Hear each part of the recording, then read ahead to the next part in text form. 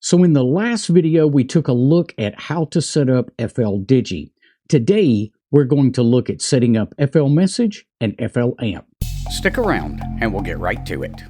Okay, in case you missed the last video, you can go back and watch it where we did the basic setup for FLDigi. I do have that open and running today, but I'm going to go ahead and move that out of the way because what we want to focus on today is configuring FLMSG and then FLAMP. And we're going to do a brief discussion at the end of this as to when we use which application. We'll go ahead and start with FLMSG. The first thing you'll need to do is go ahead and open up the configuration file, and we'll just start with personal data. I would at least fill in my call sign and my name. These other boxes are optional. Fill them out if you'd like. Looking at the date and time tab, this is the format in which your date and time is going to be recorded. So I've selected the first two options here. So this is the date format that I like to see in FLMSG. And then this is the hour and minutes. And you'll notice that the L out here at the end indicates local time. You can do the same thing with a colon by choosing the second option, or you can use Zulu or UTC time. The choice here on this page is simply personal preference. Let's go ahead and take a look at files. I do like to open the folder when I'm exporting them, so I have a check mark by this one here. I also have a check mark by call sign and serial number. This is information on how your files are going to be named by default when it's auto-saving. And you'll notice here that I've chosen local time again. The rest of this is default. You might want to go ahead and uncheck this box here that says do not compress the files for file transfers. I don't really worry about that, and I'll explain why when we go over to FLAMP here in just a bit. Under the radiogram tab, I made no changes. I believe all of this is just default settings. Now let's take a look at the ARQ settings here.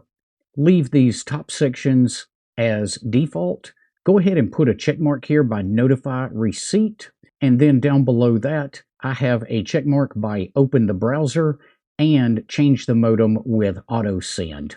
You can also choose to sync the modem with FLDigi. I prefer to run that manually, so I leave that one unchecked. In the UI tab over here, make sure you've got a check mark by the user interface equals expert. Otherwise, you're going to get a really basic interface and you won't be able to do a lot of the things that we do as amateur radio operators.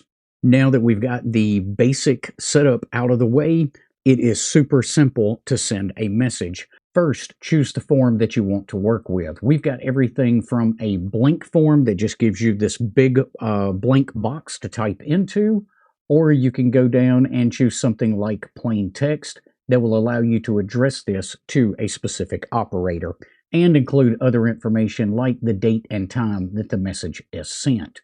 We would go ahead and put who it's to, who it's from, a subject, and the message down here.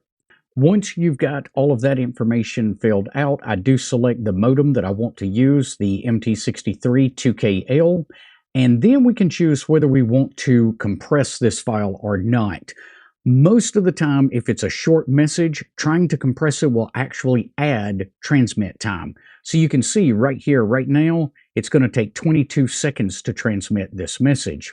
If I try to compress that message, that jumps up to 32 seconds. And it's just kind of a weird way that compression works. On larger files, you definitely want to use compression. On smaller files or smaller messages, leaving compression off is probably the way to go. Also, if we leave compression off, as you'll see in just a second, this message is completely readable in FLDigi as the message is being sent, and it would be readable as the message is being received on the other end. Now, I want to go ahead and pull FLDigi back up here and then put the FLMSG instance on top of it so that you can see exactly what's happening. After we've got all of this filled out, we've chose compression or not, we choose our mode. I make sure that my mode is set to MT63 2KL or whichever mode you prefer in FLDigi. Then we're just going to hit the auto send button right up here at the top. When we hit that, it is going to ask us to save that file, and it will give us a default name right up here at the top according to how you set up your configuration. I'm just going to leave it just like this. Go ahead and click save. Once I click save, it's going to automatically start transmitting this message in FLDigi. So let's click save here. I can see that the transmission has started down here on the bottom with my TX ID, and then you'll see right here that message being sent out using FLDigi. Once the message is sent out, the radio will return automatically to receive mode. Now, let's take a look at that again. Even though it's going to take a little bit longer, I am going to choose compression right here so you can see how that same message looks going out with compression. Let's go ahead and click the auto send again. This time it doesn't ask me to save it because it was already saved previously. So let's go ahead and go back into FLDigi, and you'll start to see the difference in sending the compressed file. Notice that the message body itself is completely unreadable because we used that compression. Again, you might want to check and uncheck that box and just see what the transmit time is going to be and whether using compression is a good idea or not. Now let's take a look at configuring FLAMP. Let's go ahead and go over to the Configure tab.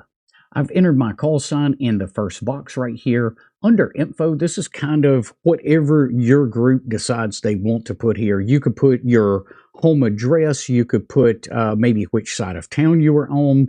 Whatever you want can go in this Info box. I've chosen to just use my grid square right here in this box. Now, for the way we're using FLDigi and FLAMP, I have chosen to auto-sync FLDigi to the FLAMP mode indicator, and I want to change the FLDigi mode just prior to transmit. That way, if I happen to be using some other mode in FLDigi, it will automatically swap things once I click transmit in FLAMP. I also have this auto-save subfolders enabled, and I have enabled header modem enabled here. In addition, I'm setting the mode to MT63-2KL in this drop-down box. This next section here is critical if you're using a repeater. I have enabled the TX and RX interval by putting a check mark here. The next thing we're going to do is right here, you'll see that I have 2 minutes and 2 minutes. What that's going to do is that's going to tell FLAMP to transmit for 2 minutes. If the message is longer than that, let's say we've got a 5-minute message that needs to be transmitted, it will transmit for two minutes, and then it will take a pause for 10 seconds, and then it would go ahead and pick up the next 2-minute section of the file that we're transmitting. The purpose of this is just to eliminate timing out the repeater. So if you're working simplex, this isn't something you really got to worry about, but if you are trying to use this through a repeater, you definitely don't want to time out the repeater and have part of your message still transmitting when the repeater shuts off. Now, real briefly, let's talk about when to use FLDigi, when to use FLAMP, and finally when to use FLMessage. If you're just having basic chat conversations with somebody, that should happen pretty much just within FLDigi. You can chat back and forth through the FLDigi application and not cause any extra delays. If you want to send a form, that's when you would use FLMessage. Now you might be thinking, well, I don't really have any need for forms. However, there is a use case for forms when you're running something like we are, where everyone's leaving their systems online 24/7. If somebody just typed something into FLDigi and tried to send me a message, but I wasn't at my station at that particular time, I might actually miss that message unless I scrolled all the way back up through the log file of FLDigi and looked for anything that might have been addressed to me. However, if someone had just sent me a FLMessage blank form, that would pop up on my screen and let me know that I had a message. There's no hunting around for it in a long conversation. It's just a pop-up that comes up on my desktop alerting me to the message. Finally, FLAMP. The only time we really use FLAMP is when we want to transfer a binary file.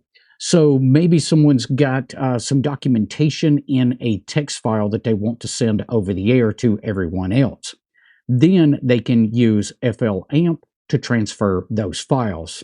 At some point, hopefully in the near future, I do want to do a demonstration of transferring files with FLAMP. There's some really slick built-in features that let you know that you've got all of the message exactly as it was sent, and if you happen to miss a section of the file, you can actually request a fill without having to retransmit the entire file. Really helpful if you've got a 6 or 7 minute transmit time with one particular file.